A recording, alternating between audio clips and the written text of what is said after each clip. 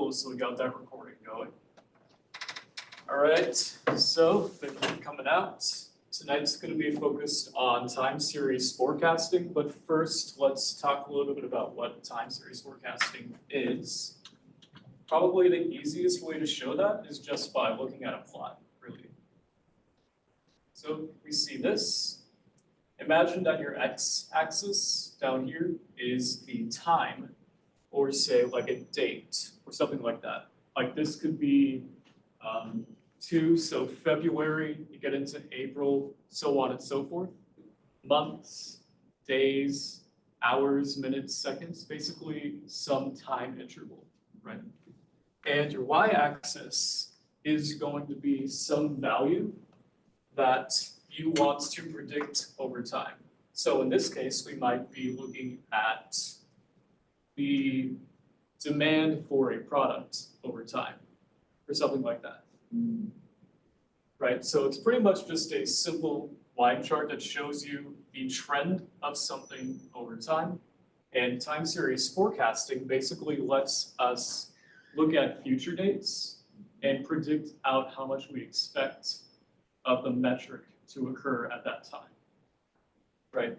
So you can see up here that this green line is basically saying in months 8 through 10, we can expect to have this much product, even though we don't actually have data for that yet. Surface? It is. No. But yeah, short summary, time series forecasting, basically you're looking at the time, and then you're looking at some metric being predicted over time. And the forecast is how much you can expect of that metric to occur in the future. Yep, basically. So that's a future date. And really this involves a couple of tasks, as you can see on the screen right now. You're going to train a forecasting model on some existing data, predict the values for the rest of the data, compare the outputs to the actual values and see if they're good. And if you like what you see, then you can predict out for the future. And that's all going to make a bit more sense whenever I get into the next couple sections. But before we get into how we actually execute time series analysis and forecasting, let's talk about time series data itself. What is it like, really? How can we describe it? What makes it unique from other kinds of data? So time series data can be described on 3 dichotomies. Basically, you have trend versus stationarity, seasonality versus non-seasonality, and cyclicality and non-cyclicality. Let's get into what each of those dichotomies mean. So, trend is basically where there is a clear direction to the data. So if you were to say, draw a straight line through the middle of your data being predicted over time, you would see that the line is not flat. Basically, it has some clear, easy to predict direction over time, so it has trend. Whereas stationarity is a state where there is no trend. Basically, you have a flat trend line, right? So that's kind of like how cryptocurrencies and stuff work, the stationary data? Yeah, a lot of models will actually assume that your data is stationary, but that's getting into something we're going to talk about a bit later. But yes, you're right, good catch. And now, seasonality and non-seasonality is basically looking to see if there is a frequent and expected pattern that occurs over time. So seasonality would basically look like this. In a very small window of time, there is a recurrent pattern, right? So here you can see, oh, every 2 months, it's going to peak and then drop a little. It'll peak and then drop a little, peak and drop a little, right? It's very consistent, it's easy to show, and it occurs in a very short window of time. Whereas if there is no seasonality, you're not going to see those patterns. And that can either look like an exceedingly straight line or one that has a lot of variation, but no easily discernible stationary pattern. So Not basically, having a particular pattern, you mean? I'm sorry? So non-seasonality basically means like pattern but not very particular. Right. It's either going to be there is no pattern or there could be a pattern, but you can't tell what it is. Yeah, a pattern that's hard to distinguish. Right, right. Or it could just be there is a lot of noise, but it has no inherent pattern to it. Right. So you could easily see something like just a straight line being non-seasonal in some fashion, or you can see something like that being non-seasonal. There is no clear pattern there, even though there is noise. And I will have to find a better marker for the next demonstration. That one was not great.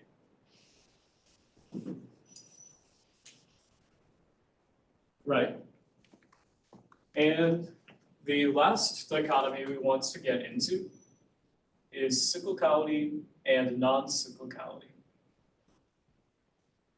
This can be a little bit tricky to pull apart from seasonality because they're very similar. They both suggest that there is a recurrent pattern over time that is not just trend. The main difference between cyclicality and seasonality is that cyclicality occurs on very long spans of time, and cyclicality occurs in short spans of time. So say you might be looking at 1 to 3 year windows for seasonality, and then 3 or more years for cyclicality, right? So here you see that the pattern is present, but it's quite a bit larger, so we might say that this is cyclical instead of seasonal. And like with the seasonal data, it can either be exceptionally flat or it can have a lot of random noise. Either way, if you can't discern a cyclical pattern, it's probably not cyclical. So non-seasonal data is also a non-cyclical data. No, a data can be seasonal without being cyclical, and vice versa. Cyclical is not necessarily seasonal because the time span is so different for both of them. So non-cyclical data is basically the non-seasonal data, but within a very large time span. Right, right. And you're probably not going to encounter cyclicality too terribly much, but it can pop up. And one thing to note about all of these three dichotomies is that they are completely independent from one another, which is kind of what we just touched on. So you can have trend, but not have seasonality, or you can have trend and have seasonality. Basically, any of these can exist with any combination of the other, right? There is no rule that says, for instance, that if it is seasonal, it has to be cyclical or anything like that. Anything can occur with the other one, right?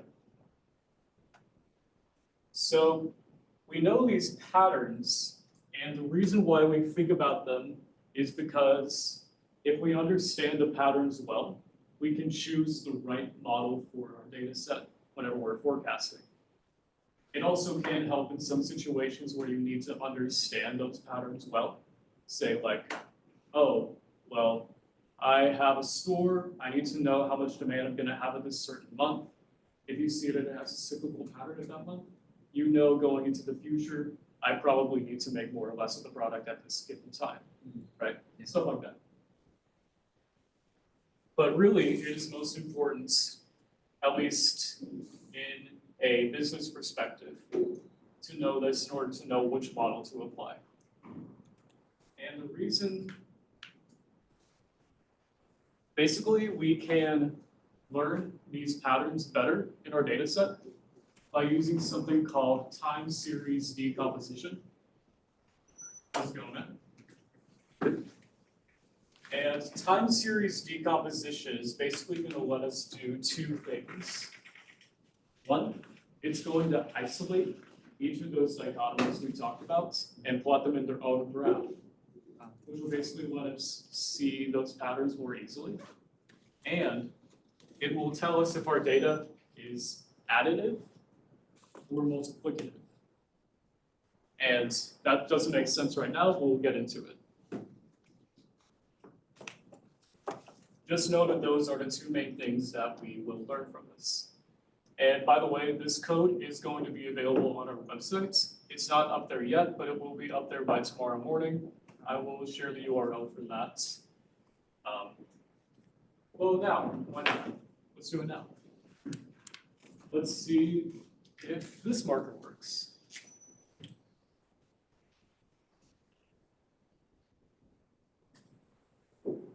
So many up here, you'd think one of them works. We got it right this time.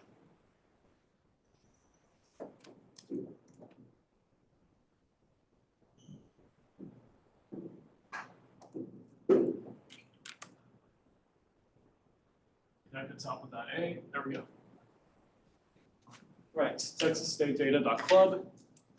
Resources are going to be up there. That will include the data set that we work with tonight and the code I'm showing tonight. And there are also things from previous lessons and previous semesters that you'll see whenever you go onto the recording tab and stuff like that. So, getting back into time series decomposition, what it's going to do is break our data into three components. And these components are trend, which we know, seasonality, which we know, and residual. Residual is a bit of an odd one, but we'll get into what that means in just a second. Why is cyclicality not there? I'm sorry? Like cyclical data, why is it not there among the three components?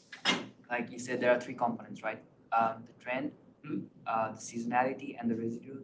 But why is the cyclical data not there? Yeah, cyclicality just is not part of it. Usually, we don't consider that whenever we're doing this decomposition.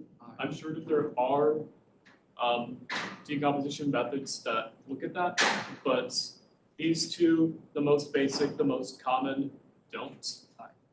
But maybe there's a more advanced one that does that, yeah. But the easiest way to understand what the residual is to look at how additive decomposition works. So in additive decomposition, you basically assume that every data point can be mapped by breaking it into three components, right? Trend, seasonality, and the residual. So basically, if we plot on a line the trend, we can take that data point at a given time. We can take the seasonal graph and take the data point at a given time and take the sum of those. And that helps us to approximate the actual data point. But usually that sum is not going to be the actual data point. So whatever is left over from that sum and the actual value is our residual. Basically, it's everything that trend and seasonality can't account for, right? And in additive decomposition, it's simply adding together those three components. Whereas multiplicative decomposition, as you might have guessed, will take the product of all three of those, right? But why do we have both additive and multiplicative decomposition? They seem like they do basically the same thing, right? Well, basically, additive and multiplicative decomposition will help us see if our data is, well, additive or multiplicative. What does that mean? An additive data set will have seasonality, as will a multiplicative one. But an additive data set will have a very consistent seasonality.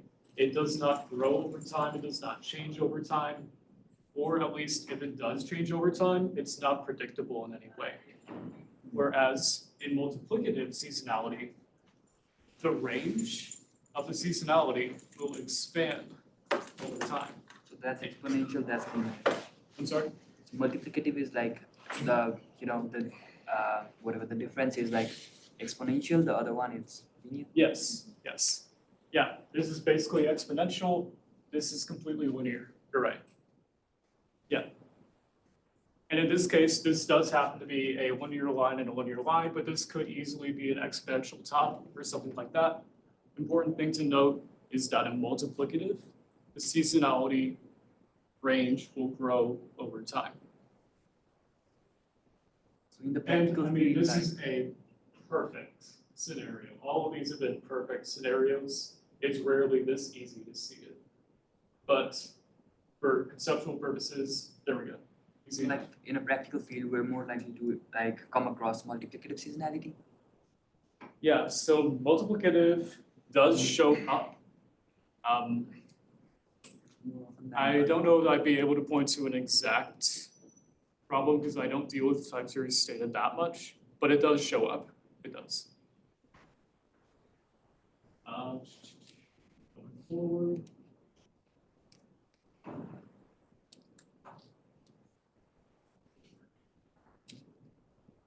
Let's think about a data set for a second and apply this decomposition to it.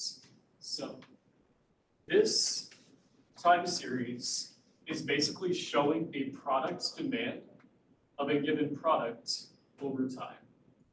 And in this case, assume that we are going in 1 month brackets. So basically, if you were to look at the data set, this looks exclusively at one product as denoted by the product code. And it looks at the sum of the order demand for each month in the data set. And it's plotting that over time, right? So as we look at this data set, we see that there is probably a downward trend, but there's not much more we can make out of it, right? There's no real clear patterns for seasonality or cyclicality, right? It's just kind of there. And even trend is a little bit debatable. So what we can do now is use additive and multiplicative decomposition to know for certain if there is or is not seasonality and to give us a little bit of a better idea as to what's going on with trend. So don't worry about these plots. They are a lot easier to interpret than you think. So the first row up there, observed, is the actual data set, right? The trend is basically estimating the trend of the actual data set, and it does it by looking at a data point and averaging it with the last couple of data points, basically to help smooth out the line of it. And the seasonal component is what it basically says. It's trying to predict out the seasonal components for given periods, right? And the residual is everything not accounted for by trend and seasonality, as we know from before. The second one is like a moving average. Yes, yes, that's exactly what it is. Yep. And normally, if there is either additive or multiplicative nature to our data, then we'll be able to tell that by doing both forms of decomposition. And the way we can tell that is by looking at the residual graph. Because remember, how these decomposition forms work is looking at the trend component and the residual components, putting those together in some fashion, and then looking at the residual for anything that's not explained. So if our residual is small and constant, that means that the way it's handling trend seasonality is better, right? because there's less variation, there's less that the model can't explain. So, So like the flatter the residual value is, the better the graph. right. And in this case, it doesn't appear to be either additive or multiplicative because the residual is pretty much the exact same range for both of them. Neither of them are like completely level or anything like that.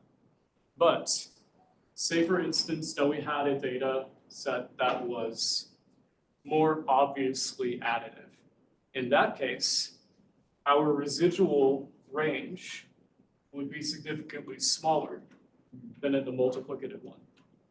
And likewise, if it was the other way around, if it was multiplicative, the range would be smaller than in additive. Basically, what that means is the way it's mapping out seasonality is better for one of them because it's understanding that it is multiplicative or additive seasonality. And remember, in both additive and multiplicative decomposition, the trend is calculated the same way. The only factor here really is how it handles seasonality. And because additive seasonality and multiplicative seasonality are different, the one that more accurately handles multiplicative data will have lower residual because that means that the seasonality is being better explained.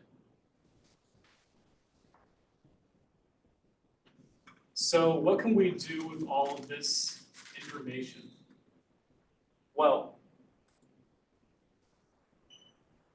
if we know the seasonality, if we know the trend, and if we know if it is additive or multiplicative, we can choose the right model for the problem. Because certain models will work better on data that is seasonal, for instance, but other models might work better for those that are stationary and stuff like that. Or if you really wanted to apply like the latest high-end model, but it only works for stationary data, and your data has trend, you know you need to adjust your data a little bit to make sure that it's stationary and then go forward to use your model. Right. So now we're going to do probably the easiest and really the most basic form of regression that you can do. But it's also good for showing if your data has trend. And that is a good old linear regression. I hope everybody knows this. But yeah, literally it just tries to draw a line through the middle of your data, make it completely flat.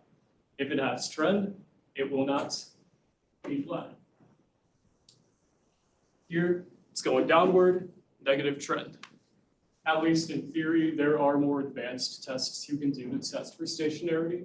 This is not perfect, but it's easy. This is basic level stuff. We're good. So, we know, based on the decomposition, that we can't really describe this data as either additive or multiplicative. So it's debatable as to whether it even has seasonality. So let's look at our seasonal graphs again. Basically, we see that at the very beginning of a year, it has a sharp spike. It goes down, raises up, stays flat for a little bit, drops, raises, drops. If we were to look at the observed graph, that pattern does not always hold year to year, right? So because this seasonal pattern does not hold up, we know that the data is not seasonal, right? Because if it truly was, you would expect over the time frame where the seasonal pattern is said to exist in a seasonal graph, that it would map perfectly onto the actual. If it has seasonality, it'll show seasonality. And I mean, that's pretty easy to tell just by looking at the data too. There's no real clear pattern as to what's going on here. Like, if I were to just look at these periods, that looks completely different from those at the end. We really don't know what's going on there.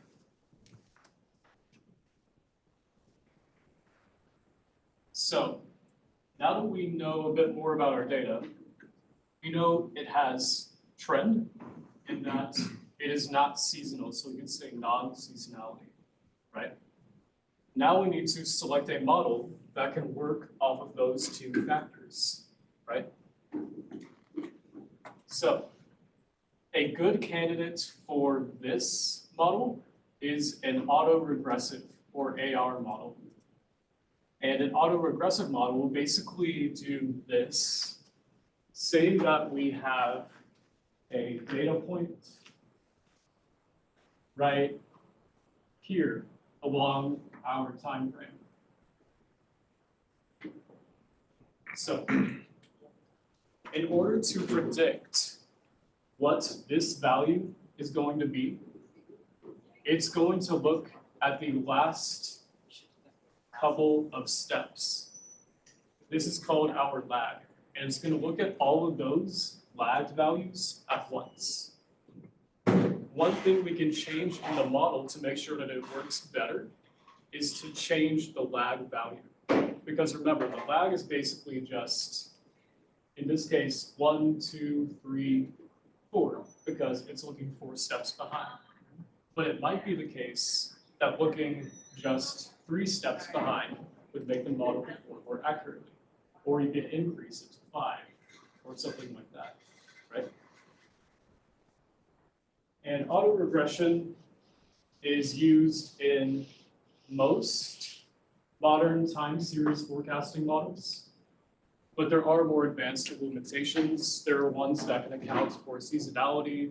There are ones like LSTMs that are basically working off of neural networks and things like that, and storing both short-term information and stuff that happened well into the past, right? Stuff like that. But auto-regression is a key concept, and it's one of the more basic models that can be used. Yeah. So we know that there can be multiple lag values we can choose in our data set. So how do we know which one is best? How do we know what lag to choose? We can do that by calculating out the MAPE or MAPE for every lag. What does that mean? Let's get into it. The MAPE is called the mean absolute percentage error.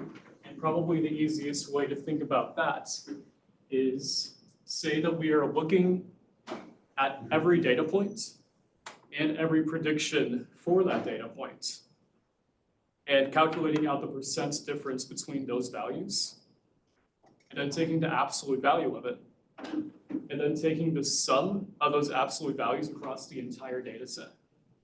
Basically, it's looking at, on average, what is the percent difference between a data point and its prediction. And that's really easy to interpret because, of course, it's a percentage. It's something that we know very intuitively. But there are metrics that will work with the scale of your data.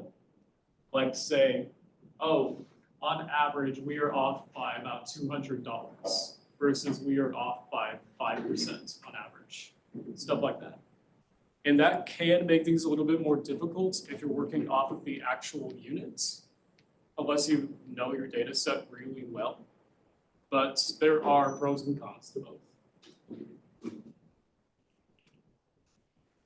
So normally, if we see a MAPE that is under 10, we consider that to be very high accuracy. And likewise, you go down by about 10, it's good. Go down about 30, it's decent. And then below that, it's really bad. Choose another model. You're not doing well, sorry. But I mentioned that we have predictions and actual values to compare against. How do we get those predictions? If you recall from the beginning, what I said was that we will have a training data set that we predict values for. And a prediction data set is basically a subset of existing data. So you might say we have data spanning,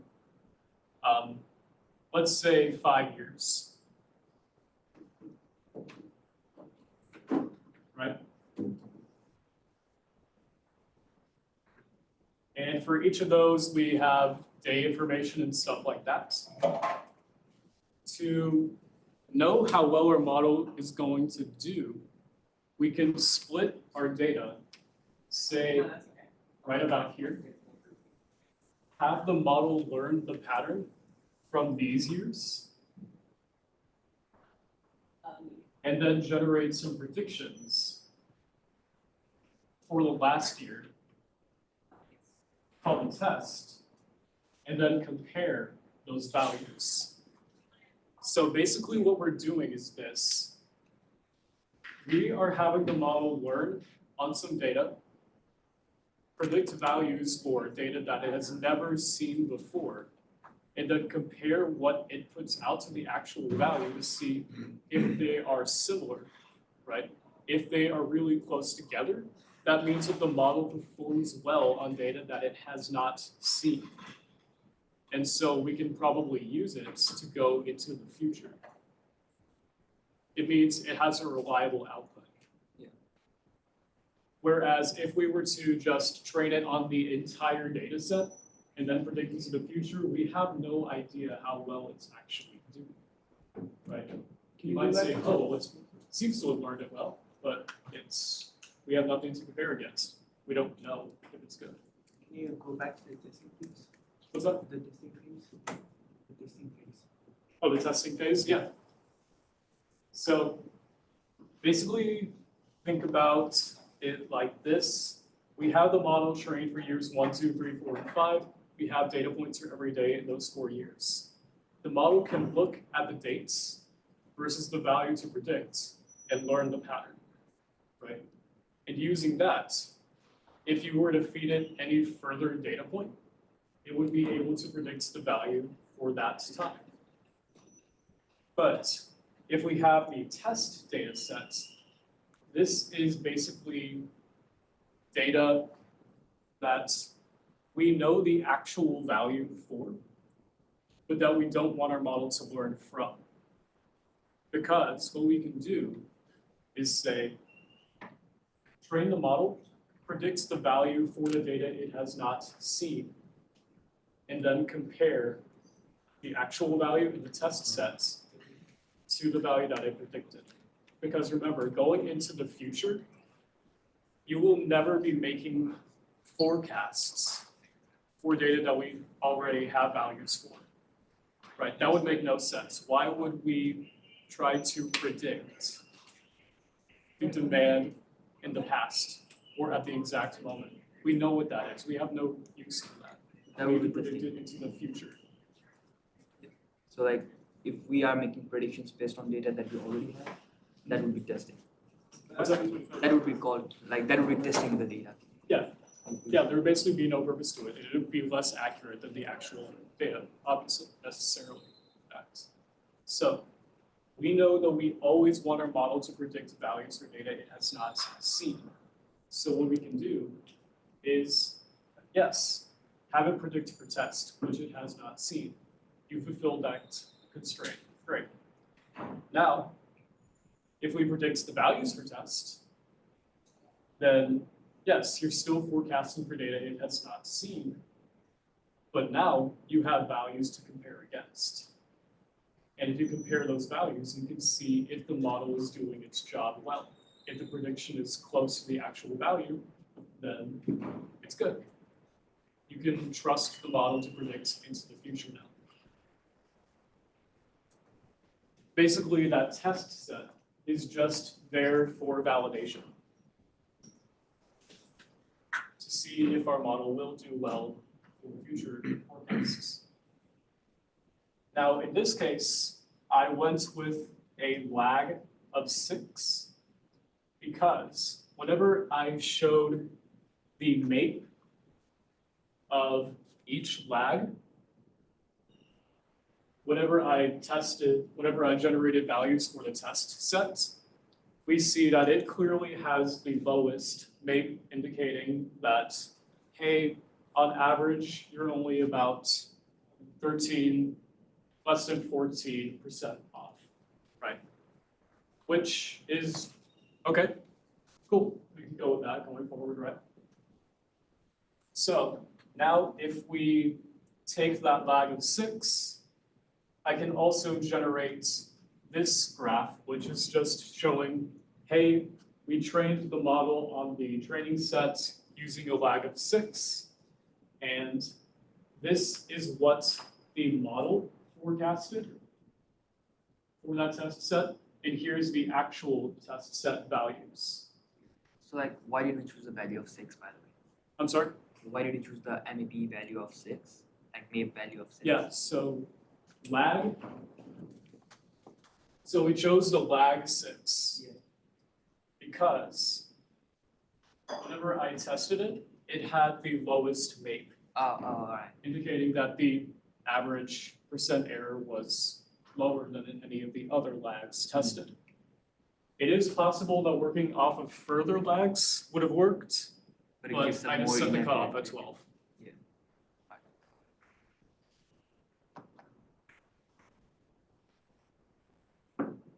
And yes, this is just showing the exact output of the lag of 6. It's not great, but it's there, and we know that the actual MAPE value is within an acceptable value, so we probably can use this going forward. What you might notice is it does decently well for the first points, but everything else is pretty much flat. That's to be expected, because unless you get into really complex forecasting models like your LSTMs, recurrent neural networks, stuff like that, they're usually only good for one step ahead forecasts, indicating you can go one period forward, right here, and say with reasonable certainty that its prediction will be good. If you go beyond that, it basically starts to learn from itself and quickly starts to degrade. Think about it as if you took one of the early AI image generation tools and then trained it exclusively on its own output. It would very quickly just produce the same thing or get worse over time, right? Which is why it's really best for one step ahead, because it's still learning from the historic data at that point, right?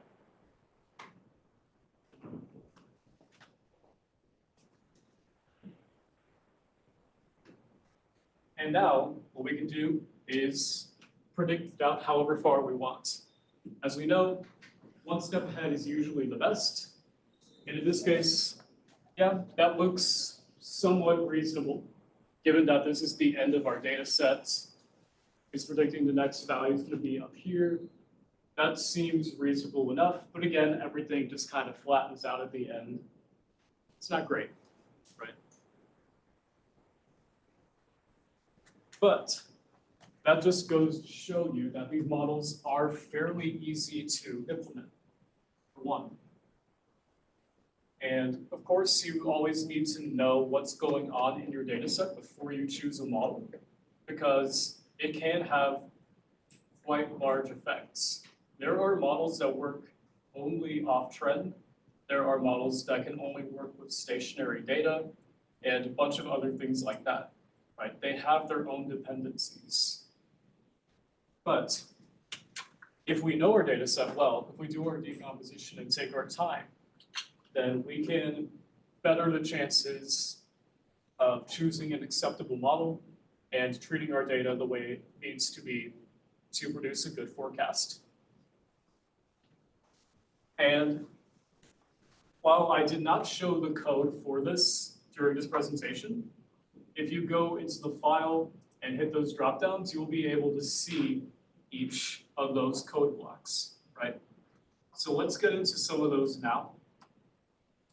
So don't worry too much about these up at the top. Basically, I'm just creating some synthetic data to do our plotting with, and then plotting them. That's pretty straightforward. Don't need to worry too much about that. Decomposition is where things get interesting. So, if you have never worked in Python or with pandas before, this is a good starting point for sure, because what this is doing is first collecting our data set, removing any null values, which is just to basically help make sure that it's clean, that it has only actual data instead of weird blanks going on in the data set. Making sure that everything is actually of a date data type. And this is some data cleaning stuff. Basically, there were some demands that had parentheses around them. I just got rid of the parentheses, that's fine. And you can convert things to integer, all that stuff. But down here, past the cleaning, is how to actually plot the data. This PLT in the front is the matplotlib package.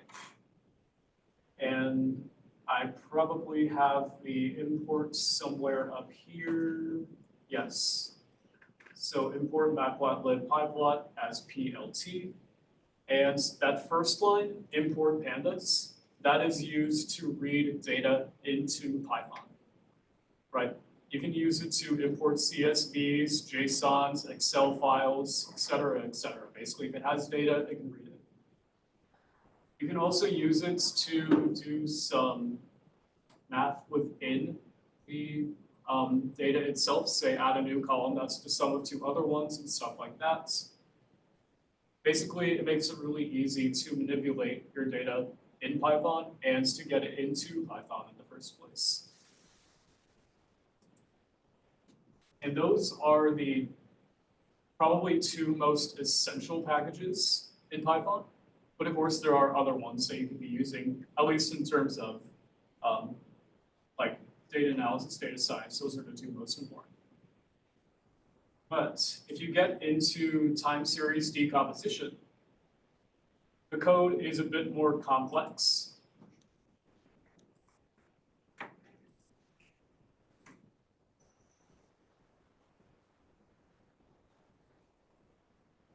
And it will use the stats models package.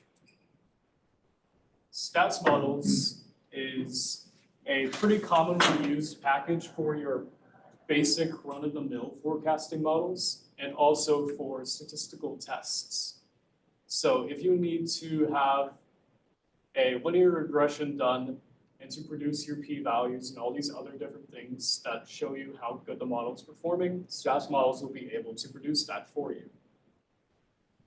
And stats models, again, also does stuff like t-tests and stuff like that from statistics, but it also does decomposition and forecasting, because you'll see later on that we used the auto-regressive model from stats models, right? So yeah, seasonal decomposition, and these two lines, underperformed decompositions, is really the bread and butter for what's going on here. The rest of it is literally just for the visualization. Yeah. Basically, hey, do an additive decomposition for me. Here's the data that I want you to read in. Here's the model I want you to use if it's additive or multiplicative. And extrapolate trend is basically saying, hey, you're doing a moving average, which means that the beginning and the end will be cut off a little bit. Because remember, what we're doing is averaging a point by a certain number of points before it. If you say, do 5 points before, if you get to the 4th point in the data set, it doesn't have that many points behind it to do an average with. So it's just not going to do anything. It's going to cut it off at some point. Whereas if you say extrapolate the trend, it'll look at that forward and backward trend and say, okay, I understand this, let's predict the rest. Right. And that period is just like, hey, is your data working in months? Yes, go with 12. Is it working in days? Yes, 365, etc.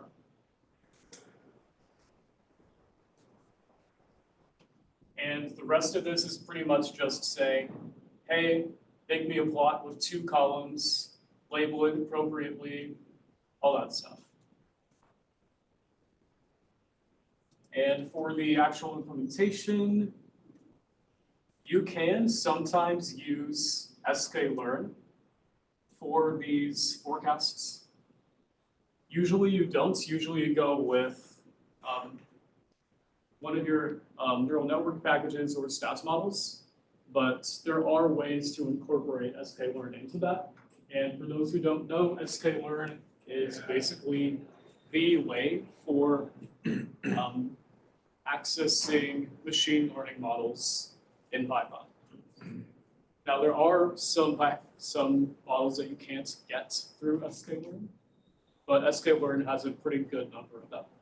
The reason why we don't usually use traditional sklearn models is because of the way time series works. That's vague, that's fine. Basically, time series is not independent. The value at day 7 will be dependent on the value of day 6, be dependent on day 5, dependent on day 4, etc. Every day is dependent on some days before it. How far back that goes, a little bit weird, but most machine learning models can't account for that. It basically just says, oh, the value here is 7, let's predict it. The value here is 6, let's predict it. It doesn't take into account anything that happened before it, right? Whereas a good forecasting model will be able to look back into the past and say, okay, that's what happened. Okay, let's update the prediction a bit. But you can use these models in it, and there are some companion packages to sklearn that will basically let those models work with that recursive nature of time series data.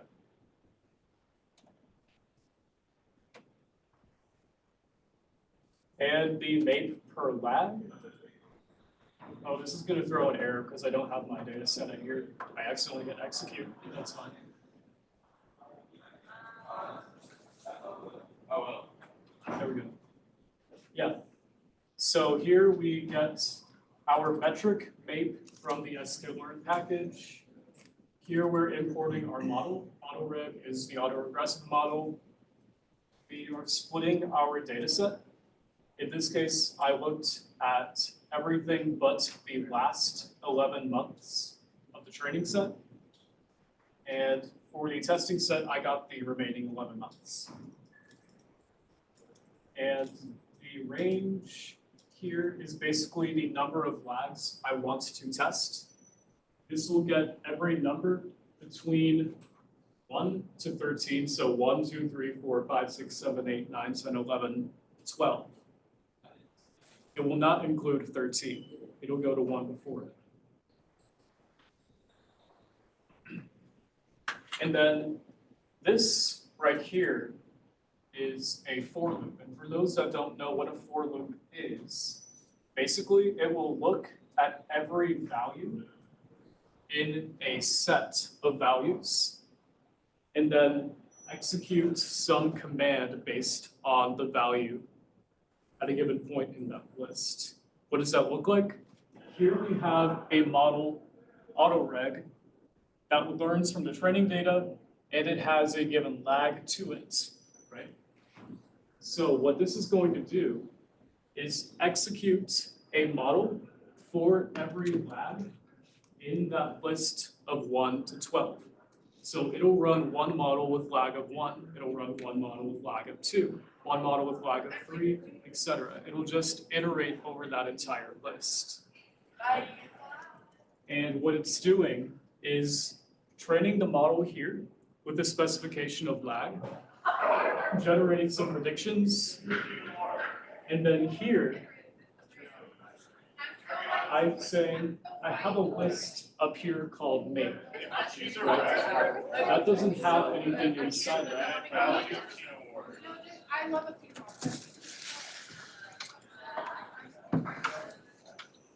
There we go. Let me see here now. But here we have MAPE, which is just an empty list. A list can contain a large number of values inside it, basically. And what it's doing is, in this parenthesis here, the blue ones at the bottom line that I'm pointing to, it's calling mean absolute percentage error on the actual test values and the predictions. So it's calculating the mean percent error between those two. And then it's saying, add that value for that lag to the MAPE list. So every time it runs a model, it'll calculate the MAPE and then add that MAPE into that list. So at lag 1, you'll have 1 value in MAPE. At lag 2, you'll have 2. And then it'll just go through that until you have all the MAPEs that you want to see.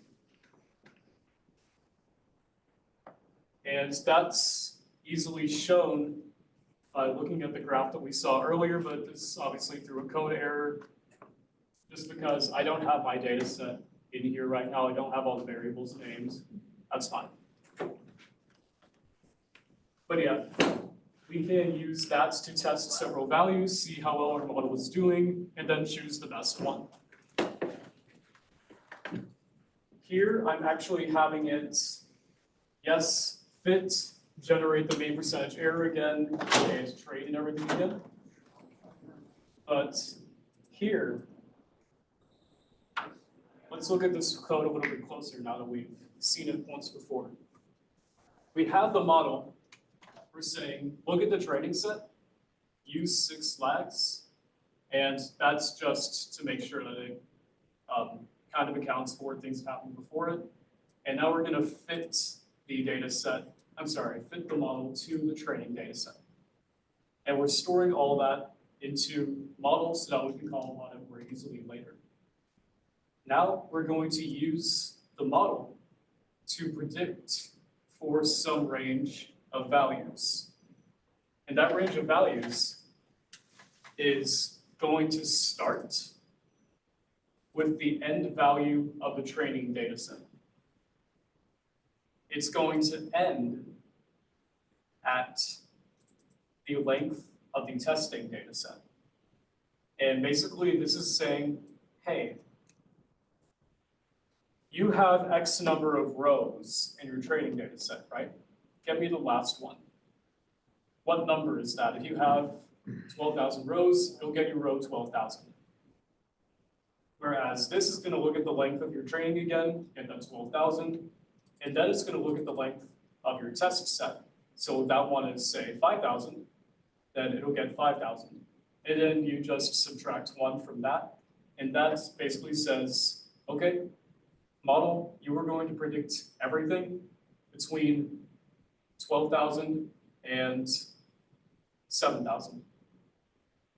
Well, maybe not those exact values, but basically however many steps ahead you want to look at, it'll add that to the last value that it learned from, so you're predicting that many steps ahead. And this is just some ways to make sure that they all line up properly. But yeah, that's basically how you execute one of these stats models, models. The code for those is all very similar.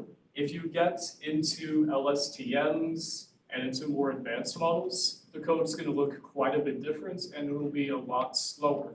But they all basically do the same thing at the end. They show you the value over time into the future. Because that's all forecasting is. Of course, there's all this terminology behind it that just helps you to know the best model, which is important, but fundamentally that's what it is. Right. That's basically everything that I have to talk about for tonight. Again, this code will be on our website as will the data set, so if he wants to run it, look through it, see what's going on, it'll be up there. It's just not gonna be tonight, it'll just be by tomorrow or something like that. It'll be on the recordings, right? Yes, because this one is being recorded, this one will be in recordings as well. Did you guys have the thing that you did like SQL learn? Because you did it I guess a week ago or something like that. Yeah, I don't have a recording or anything for that, but I kind of went over it last semester in the machine learning and stats models recording, so you can always refer to that one too. If you want to learn a bit more. Otherwise, those models are usually pretty simple to learn, so. Yeah, feel free to check them one out, obviously, I'm sure they're happy for anybody to watch those. But yeah, feel free to stick around if you got questions or anything, but that's pretty much what I have to show for tonight. I hope y'all learned something.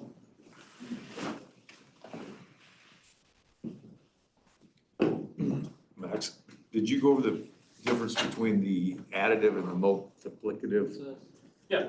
I walked in a little late there, Yeah, that's fine. still on that. So, additive and multiplicative. As you know, seasonality, basically looking at the, what's going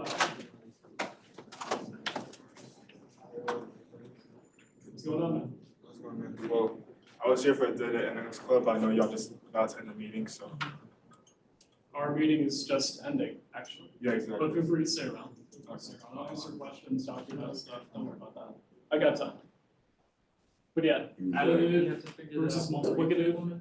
Basically, you're looking at if the data is seasonal for one, and if it's additive, Yeah. the range of the seasonality will be constant over time, Adding right? to the, Whereas if it's Previous. multiplicative, Yeah. it will expand over time. Right? okay, what are you adding versus what are you multiplying? That becomes clear if you look at the decomposition in 1 hours. In decomposition, multiplicative versus additive will add together the trend components, Okay, I the see. seasonal component and the residual, whereas multiplicative will multiply them together. So That's it's nice. treating the seasonality different, it's learning seasonality. Yeah, yeah. All right.